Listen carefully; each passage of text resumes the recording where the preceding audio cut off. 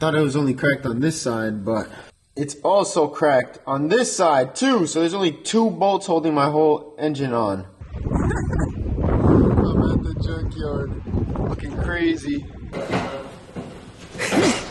It was supposed to be a real quick and easy job, but I f***ed it up. This is how the car has been sitting for a few months. It's on max speed and coilovers, and the rear shocks are completely blown out, but I put 16K Swift springs in the rear thinking that it was gonna help the suspension having stiffer rear, but now it just made it completely out of whack, and the rear wants to pick itself off the ground because of the 16K rear springs. When I'm cornering hard, I can feel the front biting in super nice, but the rear feels super light and like wobbling around like that almost, and it's a very weird sensation that I want to figure out, and this new suspension should do the trick. That's a good before shot of it all.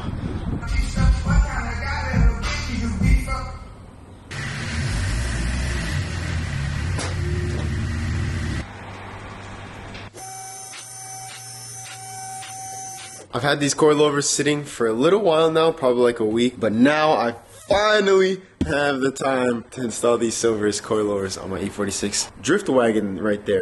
This car has desperately needed better suspension. Last drift event that I went to, I was bogging down super hard and I was struggling really badly because the max speeding rod coilovers that were in it were 7K rear springs, and that is extremely soft on E46s because they have divorced coilovers in the rear. So let me go ahead and get these popped open. This is the Silvers Neo Max. This coilover set has digressive shock valving, which is a lot better than linear shocks. Let's get it open so we can talk about it a little more. Damn, let's go. Nice little silver sticker and the lanyard. Let's go. I'm actually putting this on these keys because I don't have a lanyard for my E46. Service information. Damn, they look a little dirty. There's a whole bunch of cardboard dust all over them. Damn, this is so cool. The whole rear spring assembly is already attached as a whole unit. Hey, there's a jet tag too. I like that a lot. I'm definitely using that. Damn, these are nice and beefy. This is a view of the top hats. And here it is all laid out. This is a normal, standard, non-extreme low kit. I was going crazy trying to decide what I wanted to get, whether the extreme low or not. But I didn't know that the extreme low is literally just a shorter shock. It's like an inch shorter on both of them. So you get less travel in your suspension if you get the extreme lows. So I decided just to get the regular ones because of that. 14K spring rate in the front and 12K in the rear. I think the front might be a little bit stiff, but I wanted to go a little stiffer in the rear to offset the weight of the wagon. But I think this should be perfect. I spent weeks doing research trying to decide what company I wanted to go with for the coilovers, and in my mind I wanted to just get the best entry-level coilovers that I could get because I don't think coilovers less than $1,000 is really worth it if you're actually going to spend the money. Buy once, cry once. I want this suspension to outlive the car. I never want the suspension to be a limiting factor anymore. With these coilovers, that will never be an issue again. Every single Facebook post that I saw where people were mentioning these Silvers coilovers, everyone had good experiences, which is kind of crazy. Normally people on Facebook are very honest and upfront about what they buy because they spent the money on it, which is completely understandable. I figured I could reach out to Silvers. After all the research, I was going to buy them anyways, and they gave me a discount. So I really appreciate Silvers for giving me a discount on these coilovers because, like I said, these are digressive shocks, and this is the entry-level coilovers that they have. So they don't sell linear coilovers. It's either these or the multi-adjustable, like super rebound and compression adjustment two-way. I think I'm pretty positive is what it is, but this is not the two-way coilovers. And after speaking to them, I really like how they go about things. They were saying that they know exactly how bad it is to spend so much money on a coilover set and then you have to wait weeks for it to get delivered, even months sometimes, which is kind of insane. So they take a lot of pride in stocking all the parts to make custom kits as soon as possible, and they're the leaders in making custom kits. That's really big for me because I want to drive my car hard and I want to go as hard as I can with the knowledge that if I break a coilover, I'll be able to have it replaced as soon as possible, because there's so many coilovers. You buy one and then if you break one drifting, then you gotta wait so long to get replacement parts to come in. And that's something that like you don't really think about when you're trying to buy a coilover kit, but now that I'm actually doing as much research as possible, I figured that that is something that is important, and I really like that. I think it's cool the design they have on this. I'm guessing it's just a little pinch collar on it. When you want to lock that collar in, you just tighten that hex head right there and it stops the whole collar from moving up and down. And the quality of everything just looks insane. No rough edges on the collars, so you can adjust stuff by hand and not destroy your fingers making adjustments. I really like it. And the guy told me with these coilovers, one singular click will make a difference. So you will be able to feel every single adjustment you make with these coilovers, which I think is insane. So the aggressive shocks is that when you're braking, accelerating, turning hard, the shocks remain very stiff so that you can get a nice coilover feel.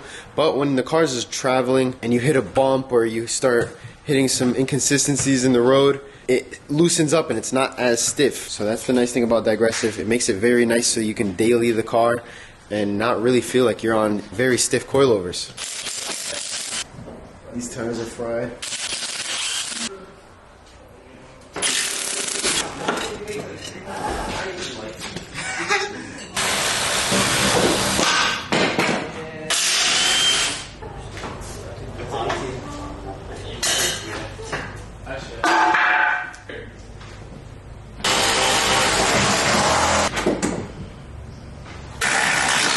So right now I'm just trying to get the shock bolted in with no spring. So now the objective is to use the jack to jack this shock all the way up as much as it can. And I want it to hit the bump stop right before anything on the chassis hits. So that way I can get max usage out of my shock and I'm not going to be leaving some shock on the table. If it hits the bump stop and there's still more room for the chassis to travel, I'm not going to be using the full potential of my suspension. So let me make sure to get that all dialed in right now. This is exactly how they came out of the box. So, yeah. That's low as full. It's definitely about to touch right there. Let's go, let's keep going. Yeah, you're lifting the car up off. Alright, there. It's on the bump stop now. Holy shit, that's absolutely perfect. There we go. It's about to touch. That means it's using the entire shock the whole way through. Now granted, it's never going to get to this position because the spring is going to be in there, but you want to allow it to have the most amount of room to work, and that is exactly perfect. So now, no matter what I do to the ride height, with the spring, I'm gonna leave this shock exactly at that height because for my car, that's where it has to be. Here we go. This stud right here is gonna go straight into this hole on the control arm. Tighten it from the bottom and she's held in. Another set of Dismal wheels. No, but she's like, how much you want? There we go. This side is all installed. She looks really good.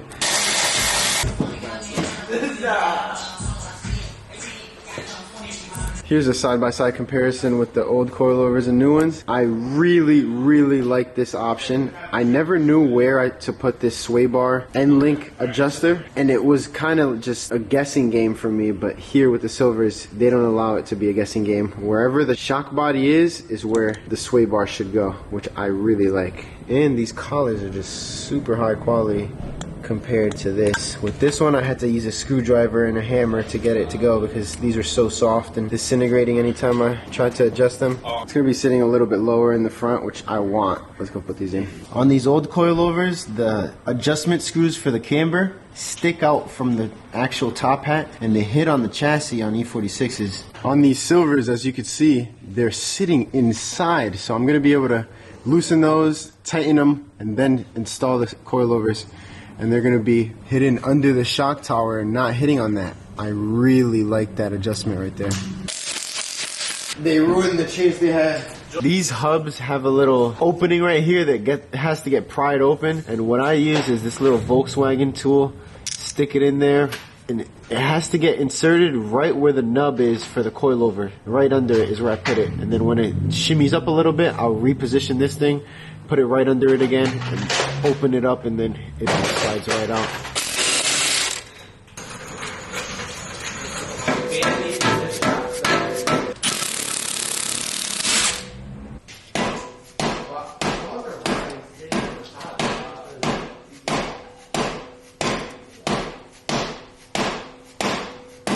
Ow!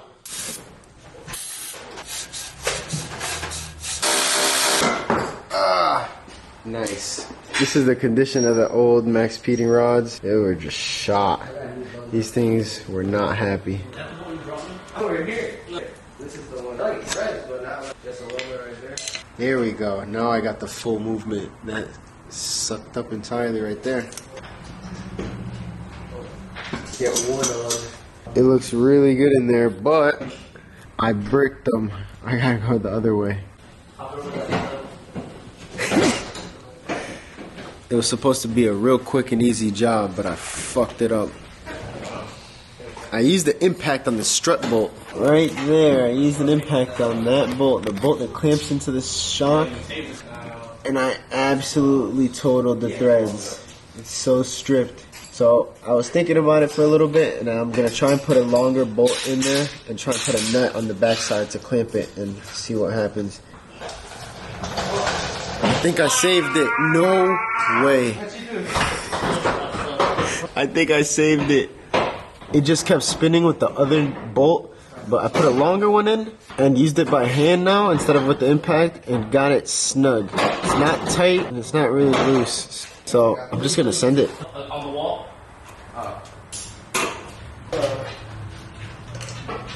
There we go. I saved it. You saved it? How? I used a longer bolt and did it by hand, and it somehow caught into some little thread, and it's snug now and not. Because with the impact, it kept spinning, and that bolt might have gotten a little smaller. I don't know. That shit scared me though.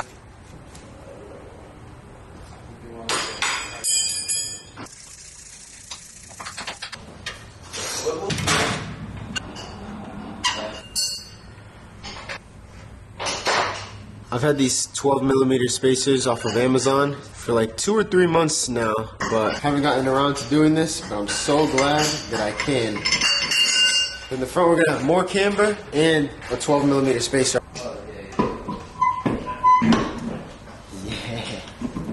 Yeah, more camber, and then that spacer is so good. I'm so excited to see this on the floor. Let me just do that one more rear and we're all set. Let's go. I don't think I showed it before, but there was some rust here, so I hit it with a wire wheel right down there, and then hit it with some self-etching primer and let that sit for like an hour or 2 while I did the fronts, and that should be good there, at least for now.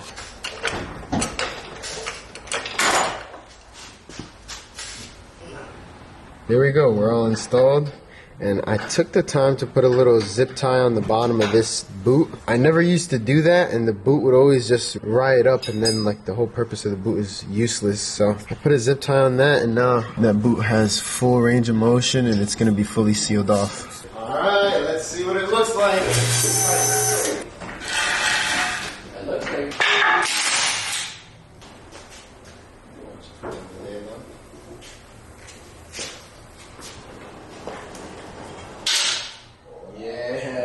I think it's on the lift. It is on the lift. Huh? Yeah. Let's go. It looks good. It looks good.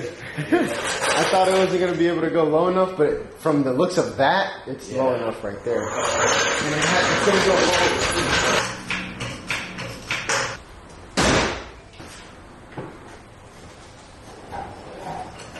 low. Yeah! Let's go! Yes, dude! Yes, my wagon is back, and with proper suspension this time. I'm so hyped! Let's go! The front might be a little bit too low, but actually, no, there's a lot of space. That's what I'm saying, it looks good. It's still tucking a lot of time. Want me to do it? I rolled the car backwards and then forwards back onto the wood so that I could tighten these while there's load on the suspension, because it's a bushing. You don't want it to twist while the car is in the air.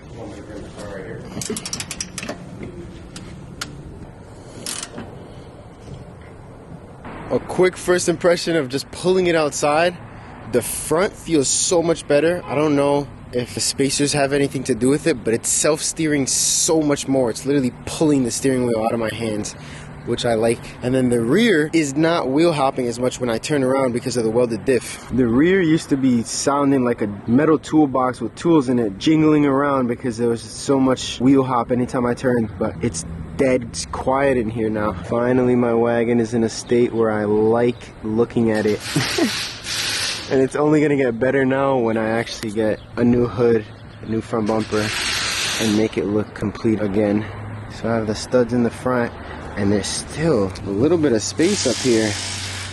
So that's gonna work, I think. But then the rear, she's close, but also it has a shit ton of toe in now. Oh wow, look at that. So noticeable on camera. That's crazy. Hey, what up? This is what the shop is looking like.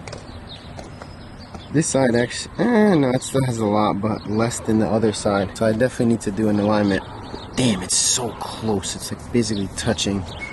We got my guy Ray's Nismo 350Z here, doing coilovers on his car too. 350 Nismo, real, genuine. I like these wheels.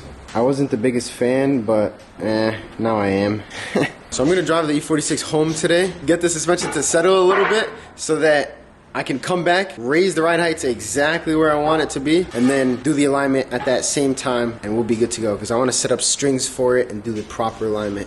It's the next day now. I drove the car home and back to the shop, and the suspension definitely settled a little bit. I also filled up the gas tank completely full so that this is as heavy as the car should be while I'm driving it, and it's extremely close. I took a turn pretty hard yesterday and I felt the tire rubbing into the quarter panel. A tiny touch of camber as well on the rear. The front looks to be good. It doesn't look like it's gonna hit or interfere with anything at all.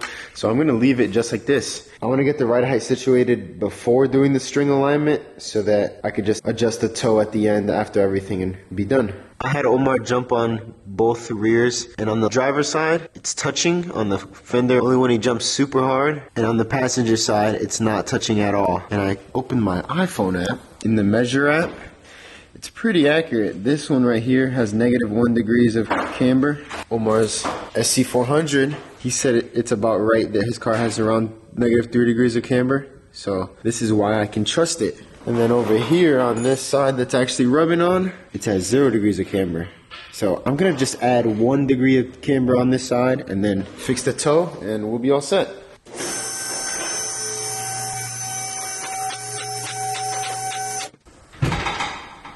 This adjustable lower control arm was tight, and it's 22¼ plus 1/16 length. And this one over here is 22½ plus 1/16. So it's a little bit longer than that. Wait, but longer does not mean, longer means more negative camber. I say that to say that that nut up there is loose. So it probably readjusted itself a little bit. I'm gonna get this side matching this side.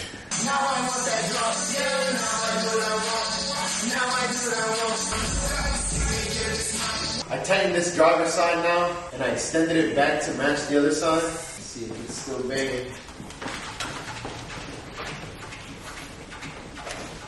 Yeah.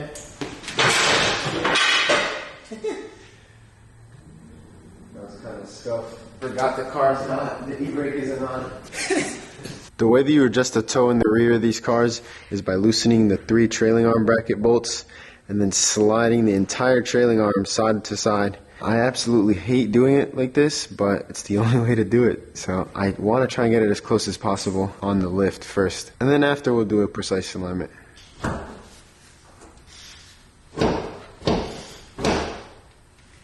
I just want to hold it right there in place. I think it likes to be at max toe out. I have 2 pieces of 2x4 under each tire and then some on this side. So I'm gonna roll the car back and then back to the position and we'll go from there.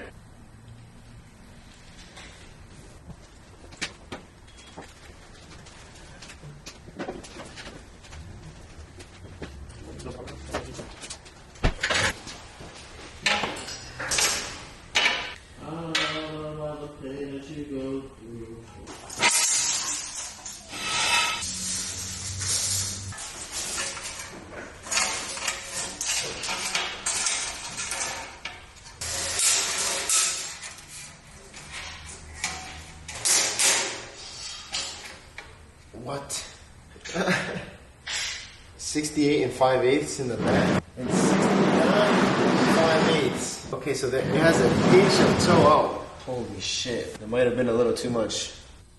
Alright, to catch you guys up, this has been a crazy journey. I've been getting my workflow in and trying to find out the best way to do the alignment on these E46s, and I finally got it. So with these toe plates, you can see how much toe you have. So I've been rolling it backwards on the wood. I have 2x4 stacked up in twos around the whole car, and then I move the lift arm out of the way, put these two woods under there, roll the car all the way back, and then roll it forward 2 or 3 times, and then I take the wood and put it right here and do the toe plates, because you want to roll it forward a little bit so the suspension can settle, and that'll give you the most accurate reading. I started yesterday, I did it fully towed out. I don't know why.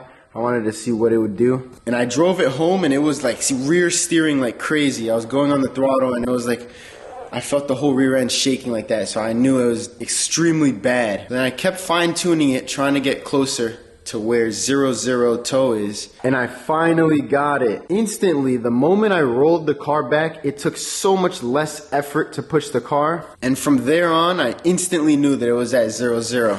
And as you can see, the front is 68 and 15/16, and the back is 68 and 15/16. So it's dead on 0 toe in the rear. I wanted to get it close with the toe plates first before doing the string alignment, because it still could be out of whack. But now that it's actually at 0 is when it makes sense to do the string alignment. I didn't want to do the string alignment if I knew the alignment was bad, but now it's way closer. We can do the string alignment. So that right there is what 0 toe looks like on my car. The problem was I didn't know what side I was leaning towards. So I just went to both extremes and then tried to like put that information to make a good calculated guess, until eventually I just got it, and it's kind of matching on both sides, so that should be good.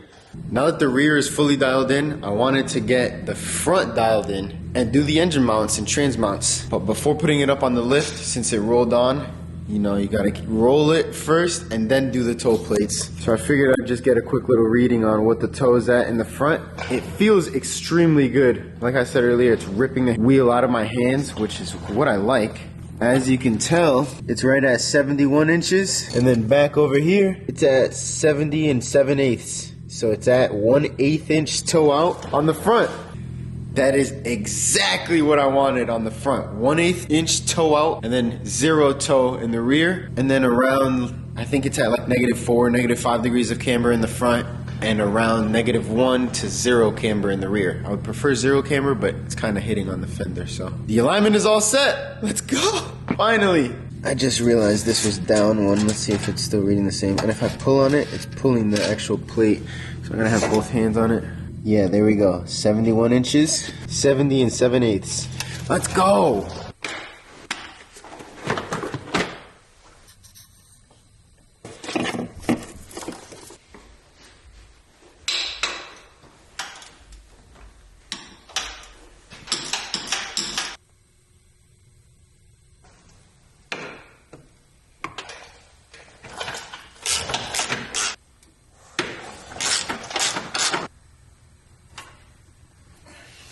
Holy shit, it's tight.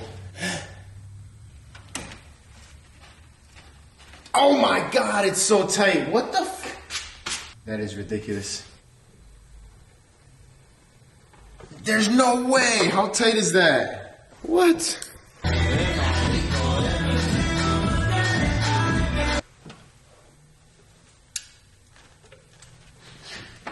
Are you serious?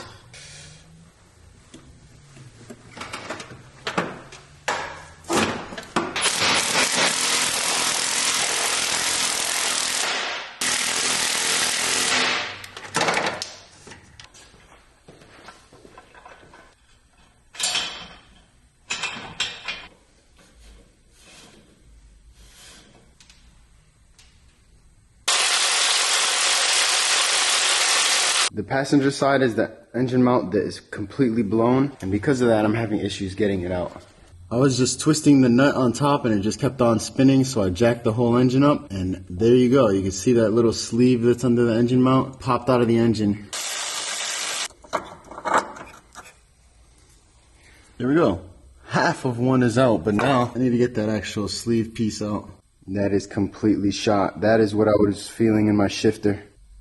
I'm so stupid. I've been over here trying to like hold the bottom of the engine mount with a vice grip and with pipe wrenches, and I could not get this engine mount out. And I was going to mention it to you guys that there's a crack on the engine mount on this side, but then I realized I can just undo the 4 bolts that holds the whole engine mount in, and I can pull it all out entirely. I was trying to bend this plate and I realized that the whole engine mount is flexing a good amount, and I thought it was only cracked on this side, but it's also cracked on this side too. So there's only 2 bolts holding my whole engine on. That is really bad. I have to take that out. There it is. It's totaled. I definitely should have took this out from the beginning just because of how much of a struggle this was, even if it wasn't broken. But yeah, that nut was just continuously spinning. I need a new engine mount. This is my daily. So I gotta post on Facebook or something and see if someone has one of these local to me because I need this car today.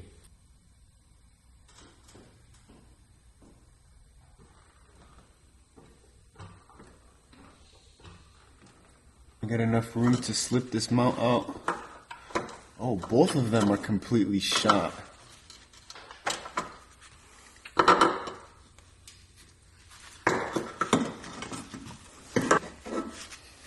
I'm just going to be putting in a stock rubber mount because I like how they feel. I think this car only needs rubbers for now. It's still making stock power. These are the genuine BMW. Oh shit. I'm going with just a stock rubber bushing because I don't think this car needs any more. It's making stock power. And I think a good new bushing is going to be a lot better than whatever the hell this was. This is definitely what my clunking was. The car has 197,000 miles and these are the original engine mounts.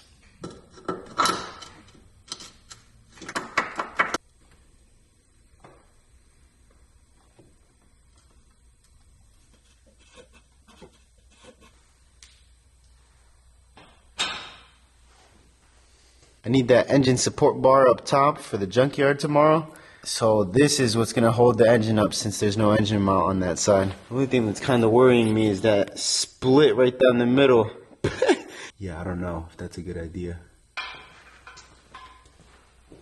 I'm at the junkyard looking crazy. Here we go, Chuck and Eddie's. I'm so out of breath, but I have made it to the vehicle that I'm going to work on. Here we are. I made sure that it's not an X-Drive. And since they cut the cats out of it, it's nice and easy to get right in there to the engine mount that I need. So I got to alleviate some of that weight on that engine mount using this thing. I'm going to just crank it until it lifts.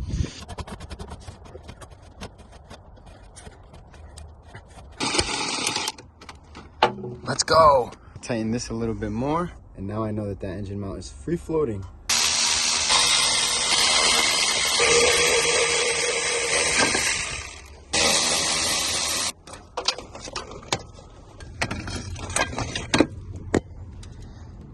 There we go.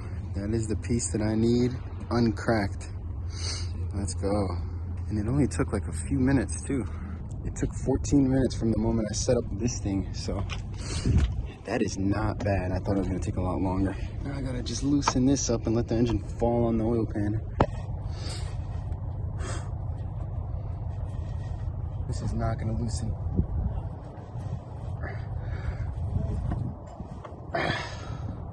This bar is binding up super bad and it won't come off, so I'm trying to take this bolt out. I hope it's a good idea.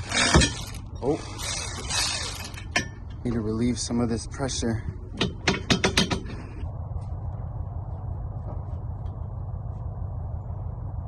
So now I'm trying to disperse the weight of the engine. Instead of just on that one point, I cut out a seat belt and wrapped it around this exhaust header. I'm gonna try and tighten this up a little bit and then lower them both down evenly and hope that this comes off.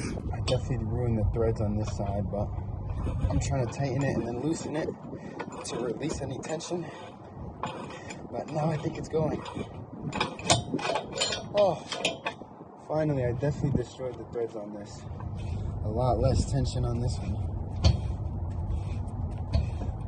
This would not have come off if I didn't do this. I spoke a little bit too soon. I spoke before taking the thing off, And oh my God, taking it off was a struggle, but we made it. Let's get back to the shop.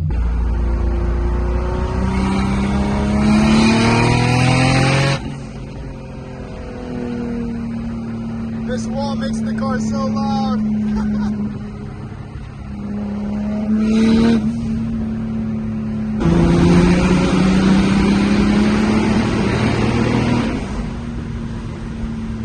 I said I wanted to pay $25 at most for that engine mount. He said $25, so I said 20. And I got it for 20. Right here, I got this in the vise.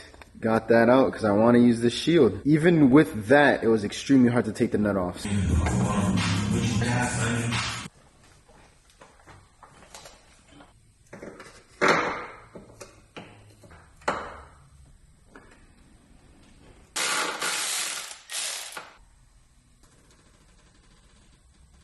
There we go. It officially has an engine mount again. I'm so glad that it's fixed because I was always hearing a clunk. I thought it was just engine mounts, but it was about to be a lot worse if I didn't do this ASAP. 33 foot-pounds. The broken side is officially fully fixed.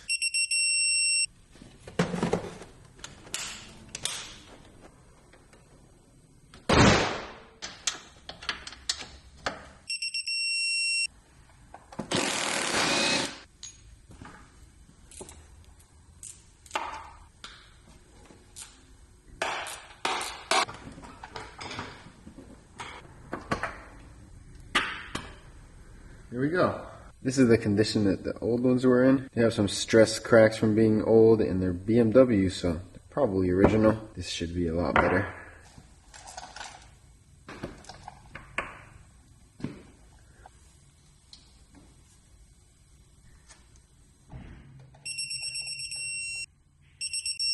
It's tight to 16 foot-pounds. And I'm just gonna get the top ones pretty tight.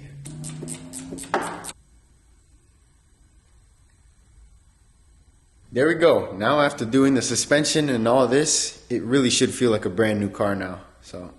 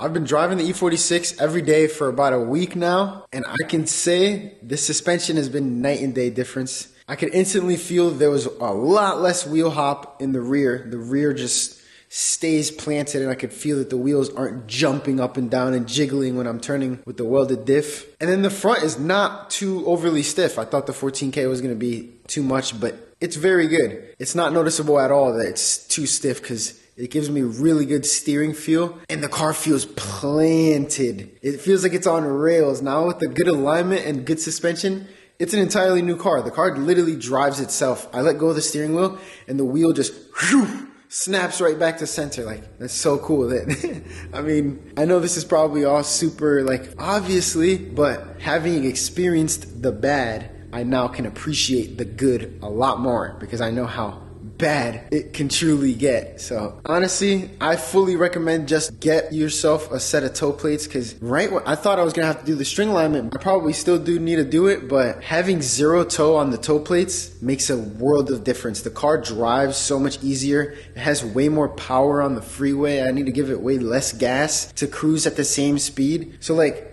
it's a big deal having good alignment on the car. And like, I previously had it aligned at a shop and they didn't really do that good of a job. They kind of got it in the ballpark and then set me on my way. That's why, honestly, I would just recommend, if you want to go through the effort of doing it yourself, I highly recommend it, because then you know 100% your alignment is what you want, which I think is very valuable. I can trust the car a lot more now. I can drive very aggressively and the car loves it. I can take turns super hard. Car stays so planted, and it's everything you could ask for. On the first drive, it honestly took like 10 minutes for me to realize that there was any kind of change to the suspension, because it was just gliding over the bumps as if I was in a stock car.